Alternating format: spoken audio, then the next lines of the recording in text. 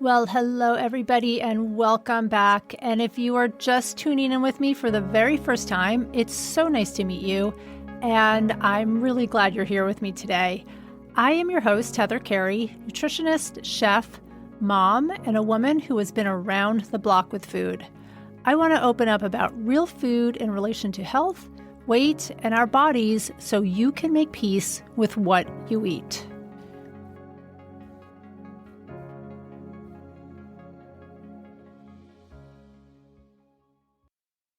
Hey, everybody, and welcome back. The mission of my podcast, Real Food Stories, is to give voice to the many issues, concerns, and things that keep us up at night when it comes to health, eating well, our weight, and our body image, as well as simply just making peace with food. So it's no secret that eating disorders are rampant in our society, running the gamut from anorexia to bulimia. There's so much we could be talking about, and I plan on doing this more in the future.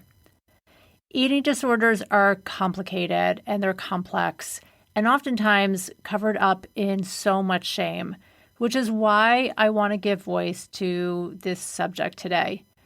The other day, I had a conversation with Nicole Kerr. Nicole is a former dietitian. Yes, even dietitians and people who know a lot about food can struggle with eating disorders. But Nicole experienced some life-changing events in her teens that sparked a 20-year tangle with bulimia. Through a lot of soul-searching and inner work, Nicole has learned to make peace with food.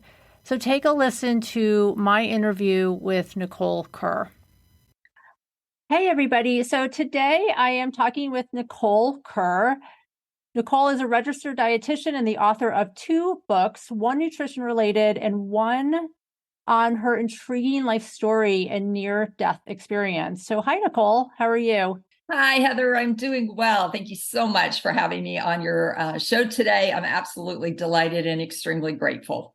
Sure, not a problem at all. I'm really excited to talk to you because when we first met, I was really intrigued by your near-death experience story because I thought it would be so interesting to talk to you more about almost dying, not fearing death, making peace with aging and getting older. Because I know you say that when you were a 19-year-old cadet at the United States Air Force Academy, you were forced to learn how to live and love differently following what you described as a terrifying and transformative near-death experience. And I know you even wrote a book called You Are Deathless. A near-death experience taught me how to fully live and not fear death. But I think as we were talking that day and we got more into your story, I learned that you were a practicing dietitian and in your former career.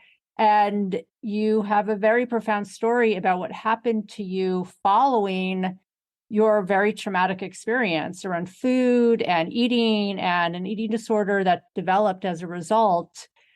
And, as a result of the trauma that you had experienced, which I know was incredibly profound. So we agreed that this might be a 2-part interview, because you really have 2 very significant stories to speak of. Now, I've talked quite a bit on this podcast about childhood experiences forming the relationship we have with our bodies and food, but you had a very significant trauma as a young adult.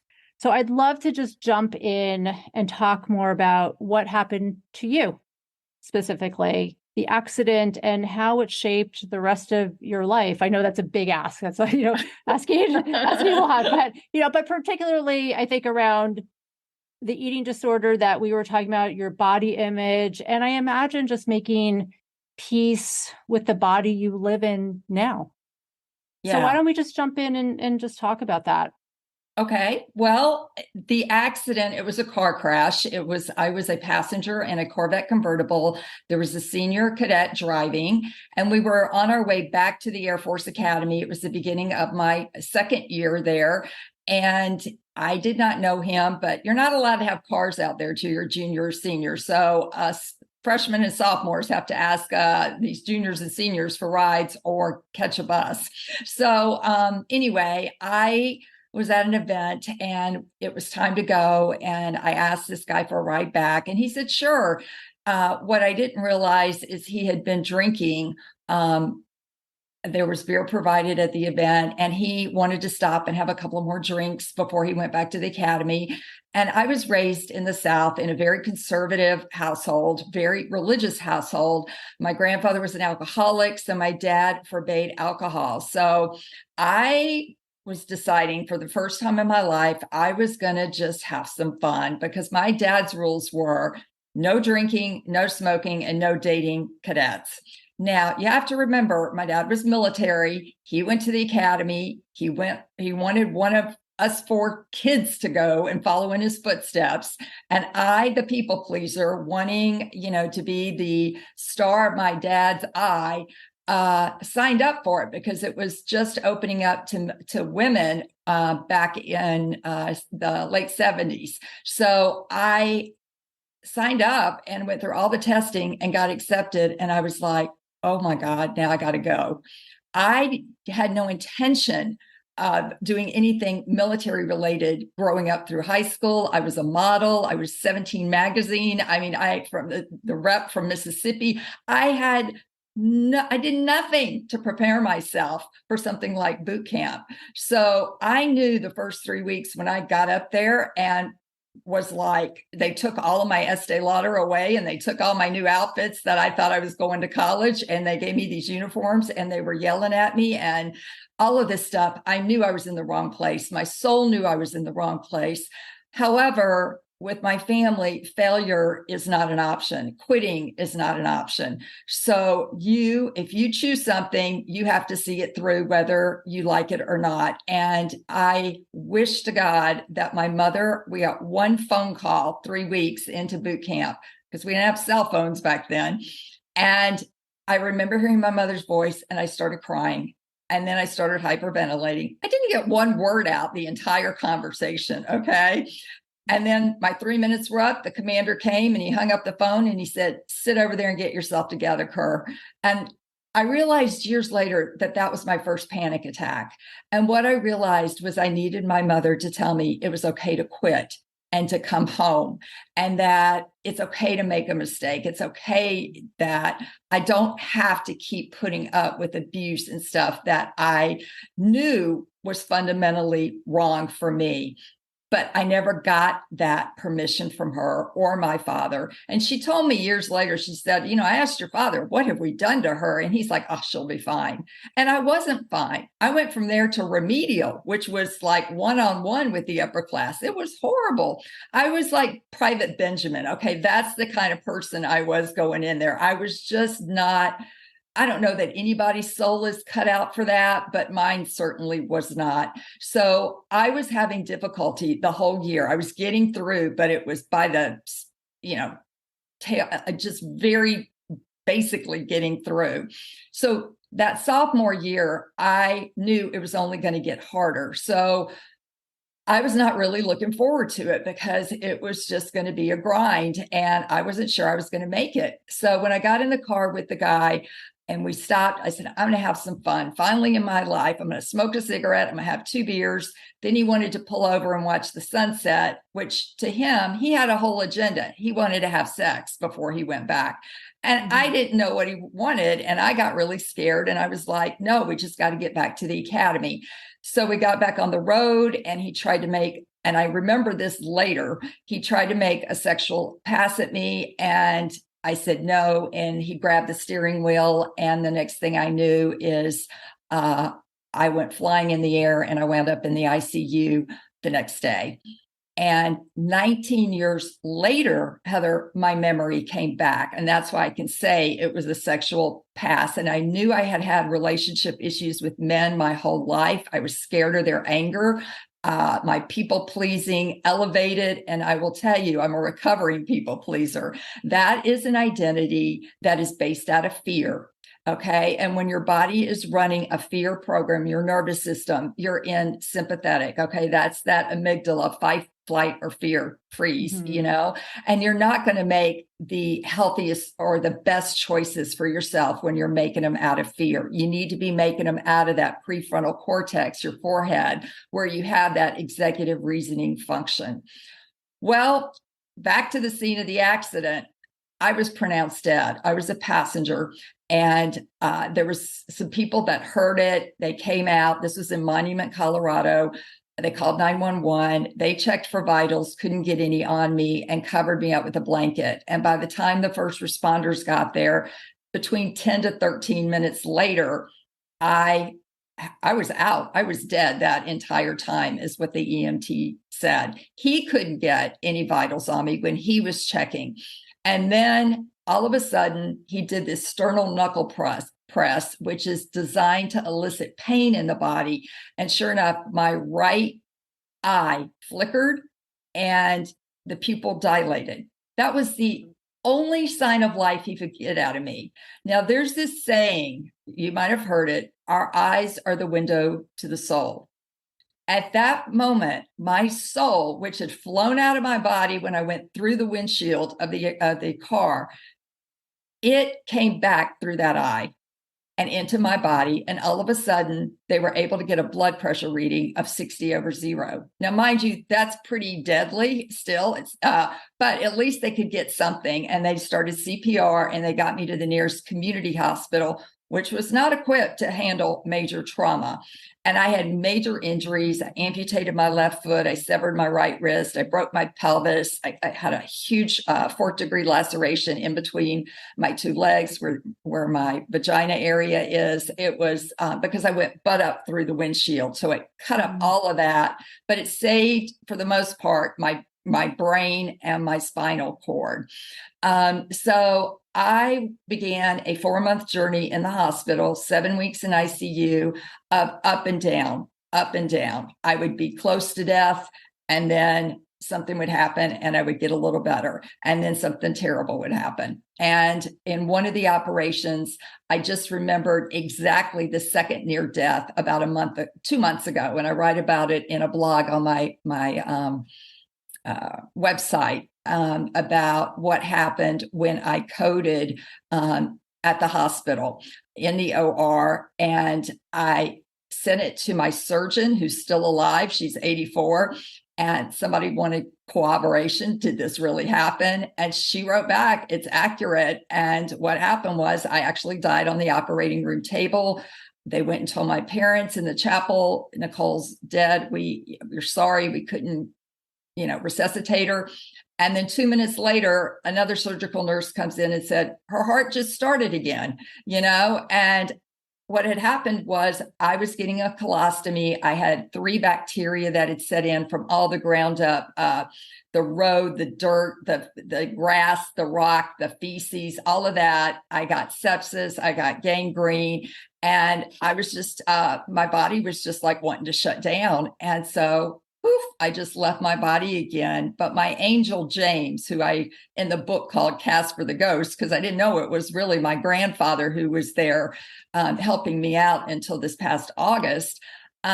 He said, no, Nicole, you got to get back in your body. You're going to get through this. There's a mission for you.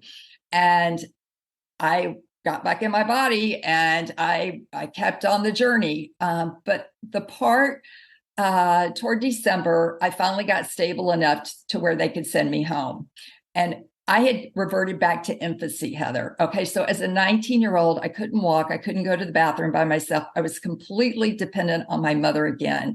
And for any of you that have teenagers, to have your child who had been independent now come back and have to basically start over, it is traumatic. I lost so much weight. I could have been the poster child for the anorexia nervosa campaign. It was awful. I was very fit, because of all of the activity that I was doing and everything. And I think that helped.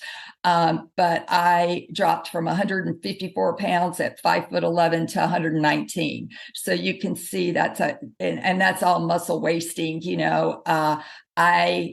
I was on TPN for part of it. I was, I was on every diet you can imagine. I had gallstones, so they put me on a low-fat diet. So as a result of all of that, toward the end of it, the doctor said to my mother, Nicole's going to need psychiatric help and psychological help because of the trauma that she's been through. And my mother looked at the doctor and said, Jesus is our psychiatrist, and she's going to be just fine.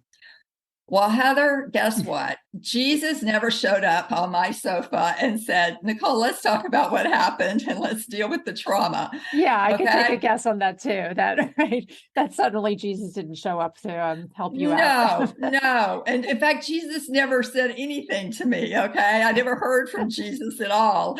And so I was raised Southern Baptist and Lutheran. Okay. So I was raised with a God that was very fear-based in one realm and then very loving in another. So the fear-based outweighs the loving because when you disappoint your dad, you really disappoint God, the Father, the big Father. And it's a very terrifying way to grow up as a kid. If you don't obey certain rules, then you're going to be eternally separated from God and your family. Okay. So needless to say, you're growing up programmed with fear in you your whole life. And then it just exacerbated when I went to the academy, and the expectations just went off the chart of what you're expected to do.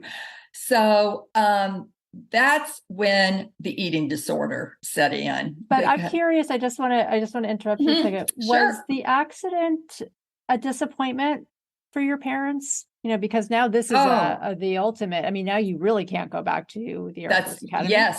Yes, it was absolutely. And you did something very rebellious. I mean, you were rebelling, right? You went out and drank and smoked, and you were with a boy, and my dad would have never known that had I not been honest with the district attorney, because like he told me, you weren't driving. You're not responsible at all. The state charged him with vehicular assault and driving under the influence, and he pled guilty. He was the one that was responsible. Mm-hmm. But my father blamed me because I broke his rules and said his thought process, and still is to this day at 85 years old, is you deserve what you get.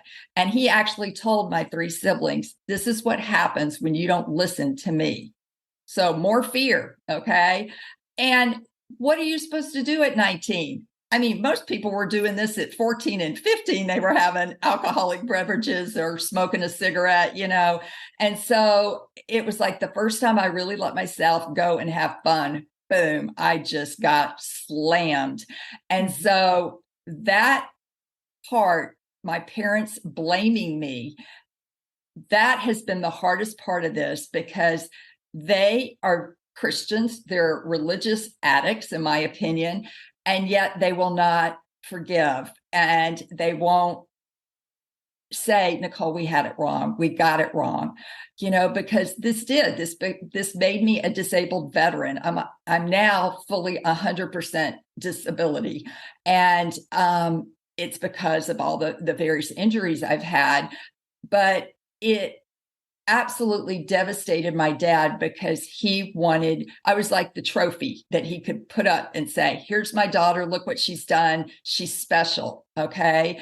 And being special was what I needed to be to separate myself from my other siblings and to be the apple of his eye. And to people please, right? I mean, you said you were the people pleaser. And so this was going to be probably the ultimate in people pleasing. Oh, absolutely. So, forget that I wasn't listening to myself. So the first thing I said when I woke up in the hospital was, don't tell my dad, he'll kill me. And my officer was like, Nicole, we've already called your parents. They'll be here in a couple of days, and I was just like, that's what I feared even most. So to me, not meeting the expectations of my father, the academy, I would have preferred death. That's how severe it was in my mind, and so I can imagine the crash got me out of that in a in a way that wouldn't reflect negatively. But what a horrific way to get out of a situation, instead of being able to own, this isn't the right place for me, and I'm going to choose to quit. I've given it a year. It's not what I want. I couldn't even think like that, and so I think that was the biggest lesson is I just didn't have any sense of self and no voice to articulate what I needed and wanted in my life. So, I mean, you were not a child, right? I mean, you weren't, right, you were old enough to go to the Air Force Academy, but you were yet still not really an adult.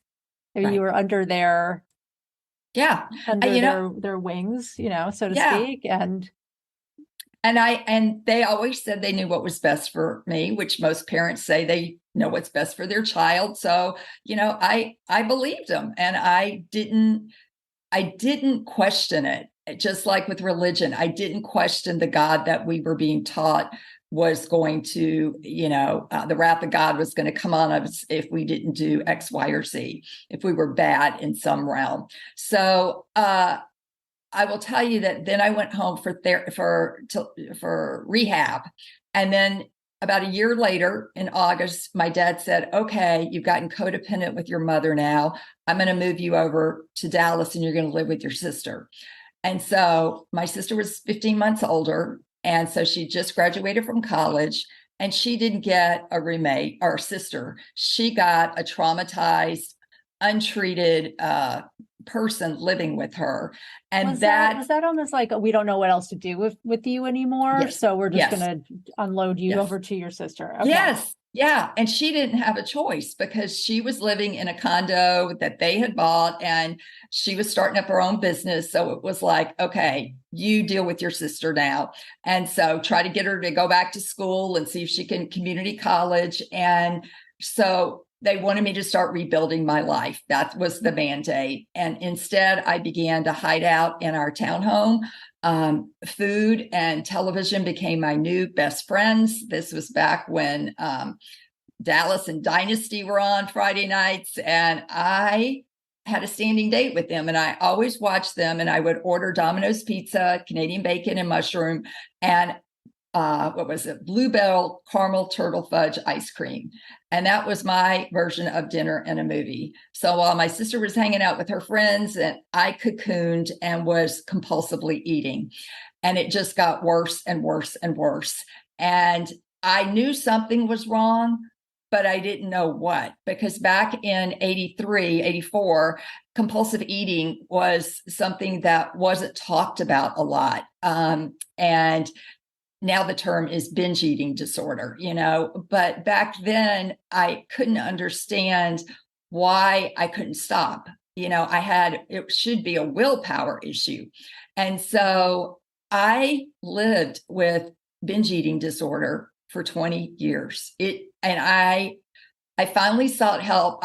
My senior year in college, I went to a counselor, and she was like, well, describe yourself. I said, I feel like my body's been put through a meat grinder. I'm at Southern Methodist University, where my sister went to school, very focused. Dallas is on looks. Okay. They're not the only city, but looks matter. You go to school to get your MRS degree kind of thing back then. Mm-hmm. And they were all in sororities. They wore the cute little shorts with all the little X's and U's and whatever their symbols were on them. And it was really important to look good. That's how you got accepted into a lot of the sororities and things like that. And here I was, a formal model, my stomach was cut open from here to here in emergency surgery. I had, my foot was grafted back together. Thank God I have my foot, but I had severe road burns from sliding on the pavement. They had to work on that with plastic surgery. But I just felt my self-esteem nosedive, and I couldn't quit binging, and I hated myself. Every time I did it, I would tell myself, okay, tomorrow we're not going to do it again. And then I would do it. And at the root of it was self-hate, that I had caused this myself. And that is so sad to me when I look back on how much of my life I spent obsessed with my body image. I had plastic surgery to have breast implants because I was very flat. And I thought, okay, if I have some boobs, maybe that'll help me. And, it didn't. And then 2 years later, a doctor tells me, oh, one of them's leaking. And so you got to get them removed. So I go in to have them removed, and the doctor goes, they're not leaking. They were fine. But I had them taken. I took them out anyway. So I'm glad that they're out now. But I'm like, how could you misread that x-ray and see that they were leaking when they weren't? But, Right. I tried all these different ways to hide the scars and to not talk about it, because I was so embarrassed and shamed by them. I know a lot of men, like, look at my scars, they're my battle scars, but for women, it's a whole different expectation. And right. When you're a young woman and you are going to a college that is very dependent on looks and what you're wearing and outfits, and you're very self-conscious, I can imagine that was just incredibly painful mentally and physically. Yeah. And, but I want to talk about just the binge eating that you say sort of developed. Did you have a history of that? Do you feel like no, before? Okay. No, not at all. I never thought about my body image. I never thought about I ate whatever my mom served. I remember growing up on Wonder Bread with a piece of bologna and cheese. You put it in the broiler and you off to school you went, or cream of wheat. Right. No, we didn't. I didn't think about food in that way. It just never had any issues. At the Air Force Academy, we were fed the same amount of calories the men were. So they had something called Colorado hip disease, which a lot of women started getting wider hips and putting on weight, but if they were short. But I'm 5'11", and I was able to eat, and I gained muscle weight is what I gained. So it didn't bother me. But when I lost all that weight, and then my mother was trying to put it on me, I was just eating so much. I think that's really when it precipitated, is trying to put on another 30 pounds, and then pretty fast too. And it just was really hard to do. And especially with trying to eat ice cream and all this stuff that really is not the best for you, but it's got a lot of calories in it. And then when my mother left me, she was my best friend at that point. She was my only friend. All the rest of my friends were off in college. It was like, Nicole's going to live. She's going to be fine. So people stop checking in with you, and you're rehabbing. Is over in a way, right? I mean, like you're alive and you're okay. So we'll all go back to what we're that's exactly what happens. No more cards, no more flowers. It really is hard. And for anybody out there that's going through a long rehab, please send them a card or call them and check in with them, because it's very lonely to have to do that, go in for rehab every day, to physical therapy. And that takes it took me 8 months to rebuild, and I still, had more to go, but at least I could walk then and I could function. But it was difficult. And then, no sooner is my best friend gone, and my sister didn't want me there in that condition. I could feel that energy from her. And it was tough, because my parents just were like, they didn't call, they didn't check on me anymore. I was like out there on my own, and I didn't know anybody except her friends. So it was lonely. And I think that's part of the soul loss that occurs when a trauma happens. You not only have a lot of different types of wounds. You have the physical wounds, you have the mental wounds, but you also have spiritual wounds. And that is called soul loss or soul fragmentation. When you go through a trauma, part of your soul fragments, and it does that in order to protect you. And so if you don't heal that spiritual wound and get that piece back, there's certain conditions that, now that I look back, were exactly what contributed to soul loss for me. And the first one was I didn't want to come back.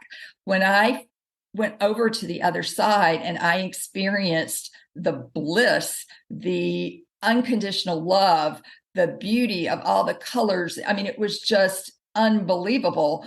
I didn't want to come back into that body that I could see in the ditch, mangled. I was like, oh no, I don't want to go back in that, because I knew what was going to be in store for me, Heather, I which mean, a was lot of guilt and shame and pain and suffering, just not only from the fallout from your physical. father, Yeah. shame from your mother. I mean, that's and feeling really like difficult. I would never get the love and the I would never get that relationship back, and I never did. That year, that time I had with my mother that year, I kept trying and hoping to get that part of her back, and I never have. And she got extremely religious because she made a deal with God that if I survived, she would be a missionary for him. And so she thought I should be the same. And now that my book has come out, they've never read it, but they don't agree with the God that I experienced on the other side, which was pure love.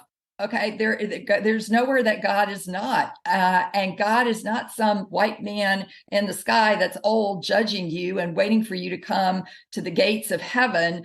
That is an image that was created to keep us in fear that we were going to be judged. Okay, and so one of the lessons that is positive from near-death experiencers is that we are not judged when we go to the other side. And if we could quit judging ourselves here on this planet, that would be one of the biggest steps we could take. And that goes along with eating disorders, is how much we judge ourselves. We're not good enough. We're not worthy enough. We don't look pretty enough. We're not thin enough. We're not, whatever it is, we're not enough. Well, you had the near-death experience. You went and learned something, and then boom, you almost get dragged back into your life. And then here you are a year after your mom has sort of kicked you out and you're living with your sister, and it sounds very lonely. And I'm sure you felt very guilty. I'm sure you felt a range of all different emotions, and I'm looking for comfort, Mm-hmm. Absolutely. And I imagine food became comfort. Oh, it did. And it worked for a while until it doesn't, and I think that's the hard part is you get, how do I say this? It's a very eating disorders, whatever the spectrum, from anorexia to binge eating. It is just, it's all the same issues. It's just on a different scale, and it's the pain that you are suffering in terms of you don't love yourself. Okay. And that is the bottom line. You have put conditions on yourself and you wind up hating yourself. And you can briefly stop this. In fact, it happens with a lot of people where they'll get busy, or life will, with their kids, they'll have kids and they get distracted. And then when that goes away, though, they're left with themselves. And unless you do the work, and that's why I say I had a spiritual transformative experience, because I've had to work on myself for the last 40 years. It has been a process. This healing is not linear. It doesn't just happen overnight. And for me, it doesn't just end, right? It's not like there's a beginning and then there's an end, right? Because we're always growing and getting older, and different things are happening in our lives, and we need spiritual balance in all different ways. And I think that was really the hardest thing, was when my memory came back, it was like my whole life started to come into focus. Like, now I know why I've been scared of men, why I haven't gotten married. I'm scared of their anger because I might piss them off and I might die. Now I understand, the God on the other side was love. Well, now how does that concept, how do I let go of this vending machine God concept that I was raised with? And how does my concept of God evolve now, knowing that I died in fear Okay. And I mean, because that was my belief. So I'm coming back now to tell people not to be afraid of death, because when you get over there, none of that happened. I wasn't at the pearly gates. I didn't get judged. I was never alone. We all have at least one guardian angel with us. And there are unbelievable amounts of guides and angels and spirit beings on the other side that are here to help us on a daily basis. But we forget that. It's called spiritual amnesia. We forget who we are spiritually, that we are perfect. Our souls are perfect, and we are loved more than we can imagine. And we get caught up in the societal and the human part of us that expects perfectionism. And that takes us totally in the opposite direction and gets us totally off track with awakening to who we really are, which are these spiritual beings that are perfect, that our soul is what lives on and what never dies. Hence the title of my book, You Are Deathless. So you were in the throes of this eating disorder, right? And if I'm correct, right, you had no memory of the accident and the near-death experience, right? So that took about 20 years to have that come forth.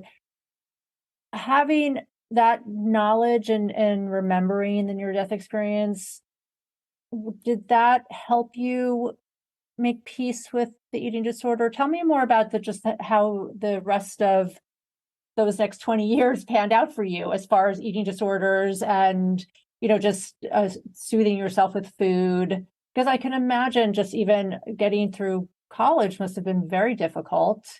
Yeah, and then the expectation of I'm supposed to be this successful entrepreneur for my dad, and I'm supposed to go out there and achieve, keep achieving, and more about the accolades and the awards. I will tell you, and I talk about it in my book, even in my mid-30s, when I was working at the CDC, I was having night sweats. I was having panic attacks. I was going down to my freezer a lot and getting my pint of Ben and Jerry's out to soothe me, to cool me, and stuffing it. And what I realize now was a lot of that was my anger.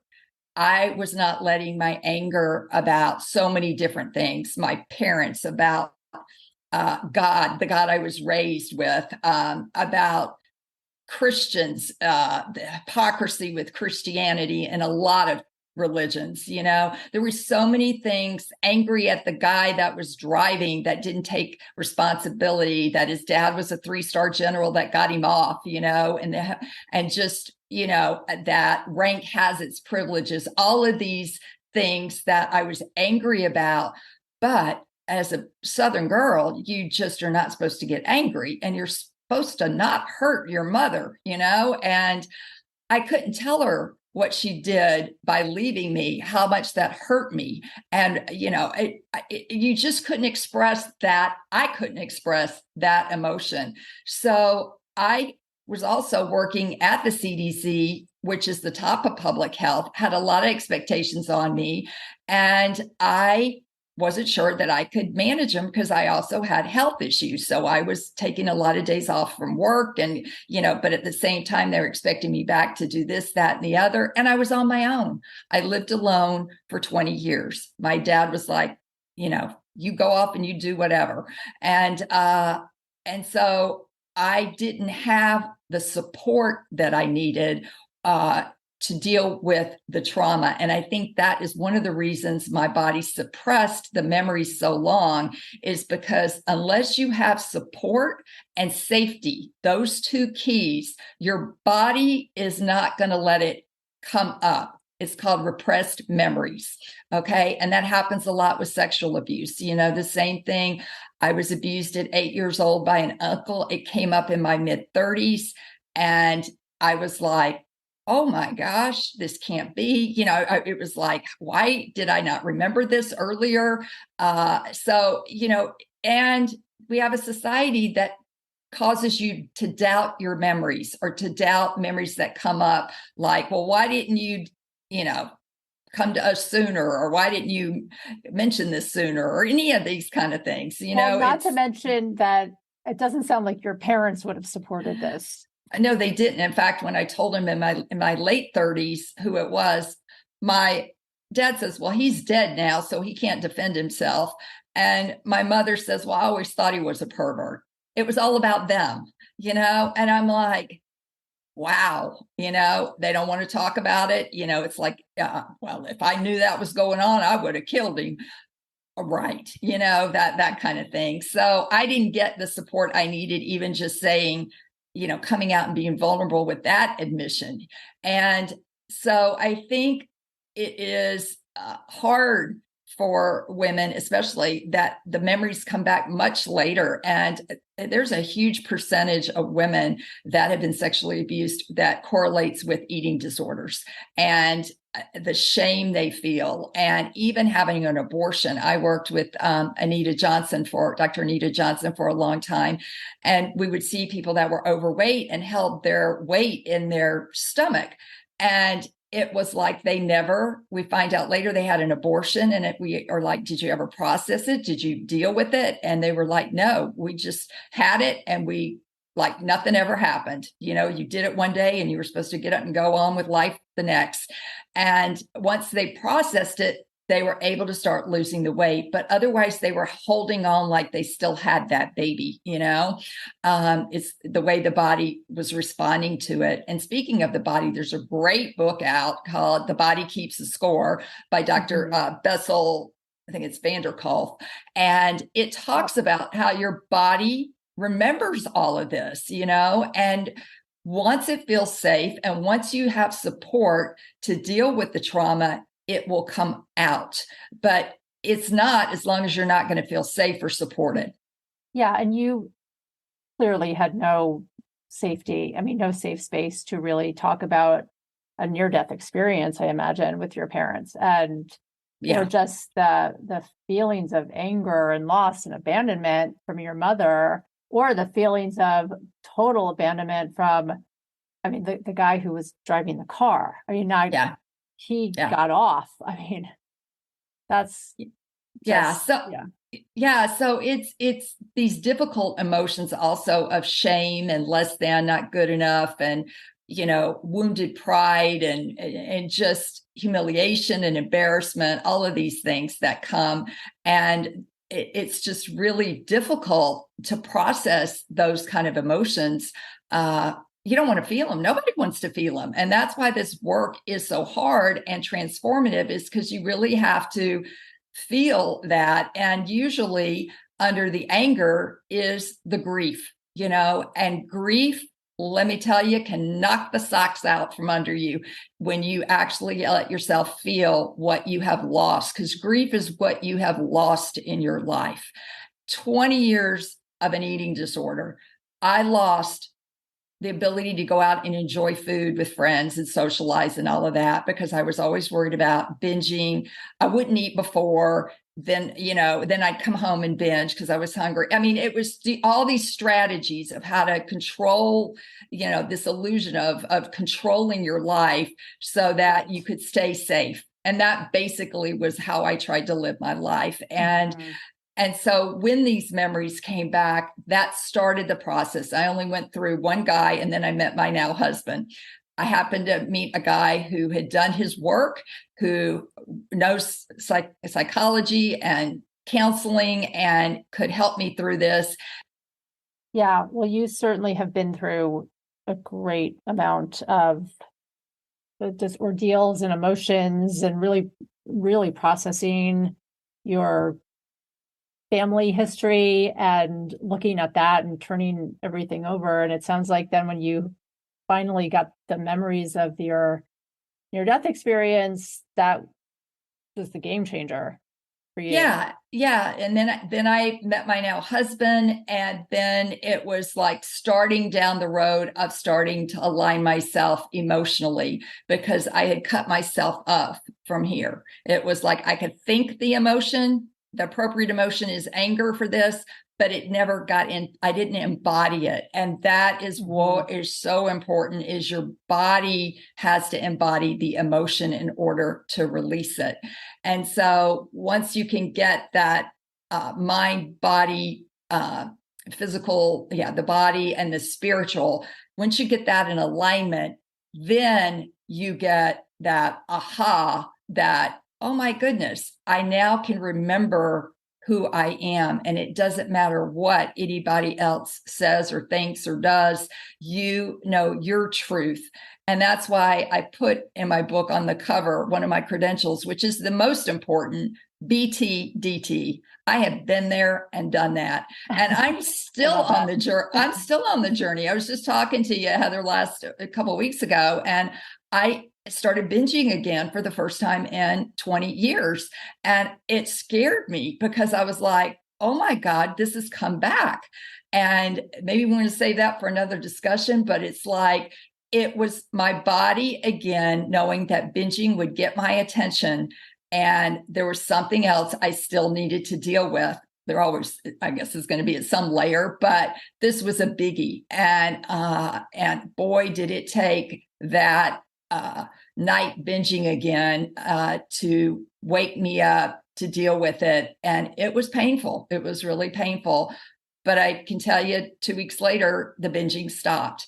So it is a red flag for us to look at something. And if we don't look at it, it's not going to go away. It only gets worse. Exactly. Right. I mean, it sounds like you were aware of it and caught it quickly. That's the important part, right? I mean, you caught it. Yes. And Yes. And you had the tools to get yourself back on track. Well, I think, what we're saying that is that your history with eating disorders, and I think for so many people, is that it's a work in progress, right? It's not linear. It doesn't like begin and then it just ends. And then like, you're done, been there, done that, and you're past it, right? It's a work in progress, and it always might come up. And you have the tools to work with it. But I think you said something about like knowing your truth and knowing who you are, and getting, and just as time has gone on, and with your your significant life experience that you had, near death experience, that really was just opened up, ripped off a Band-Aid of just personal transformation and spiritual transformation for you. Yeah. And I think, I don't fear death anymore now. I know what awaits, and it's brilliant. We're never alone. We're going to be greeted by deceased loved ones and angels. It's just beyond beautiful. So I'm not scared of that. What I realized, Heather, was I was scared of living. Truly living. Putting myself back out there again and living life and taking chances and risk. And that scared me, I think, almost more than dying. So what do you think the takeaways, just as far as you developing an eating disorder, overcoming the eating disorder, amongst all that you had to work with in your past, what would be a significant takeaway for listeners, just with eating disorders and, people who are working through their own eating issues and who have also grown up with challenges and trauma? Yeah, first of all, I will say every single woman who lives in at least the United States is going to face at some point issues with body image and eating. Okay, because that's just the way our culture is set up, with the standards of the so-called ideal of beauty. So most people can get through that. They go through a time where they're dieting or whatever, and then they come out of it and they're like, okay, I'm good with that. A lot of women don't. but life kind of takes over. They get married, it stops for a while, or children. But as soon as they get to a point, usually midlife, okay, and their children are away and their relationship with their husband may not be what they thought it was going to be, and they're not traveling all the time. COVID put a real, lockdown on that. People's issues started to come up. And I always say the issues in your tissues, and you have to feel it to heal it. And most people don't want to heal it. They want to go into some kind of trance, whether it's food or wine or whatever it is, shopping, whatever they can do to avoid it. And what I'm saying is start looking at that, start awakening to who you really are, because that's not who you really are. Your soul, understand and start developing that relationship with your soul. And you may just want to start with the journal question that I got from Lee Harris is, what does my soul want to tell me today? And just see what happens. And if you get nothing, try it again the next day. But it really is a relationship. And that is with your soul self. And that is the part of you that is eternal, that will go on. And that is perfect. And that doesn't need you to judge yourself and is trying to get your attention through these different ways, So pay attention to your body, because it is really trying to help you, not hurt you. And I think that was the lesson that I've had to come to, is learning to what it really, really means to love yourself, and not just give yourself pedicures and manicures and massages, but to truly love yourself, even when you are binging, or even when you are feeling bad about a decision you made or whatever, because once you're on the other side, none of this matters. Right. It doesn't. And so, invest in the spiritual part as much as you invest in your physical part. People pleasing was like being a roach that got stomped on. I didn't get anything out of it. Right. It sounds like, I think that the big giant, if I had to sum it up in one sentence, okay, is to be true to yourself. Yeah. Right. It's right. It's all, there's all sorts of people who surround you and can influence you, but if you're not true to yourself and to who you are, you're going to really suffer. And the answers are within. We just don't learn early enough to trust them. And you have to start being true to yourself and trust the signals that you're given, even though someone else may say, well, no, nobody has the answers all the time for you. People can help guide you on your path. But if anybody says, I have the absolute cure or the fix, run away. Yeah, it starts with you first. Well, Nicole, those are fantastic takeaways. And I so appreciate you sharing your story today. This has been a really deep and heartfelt life lesson, I think, for all of us, for my listeners. And I think everyone's going to love your story. And it's just very inspiring and encouraging.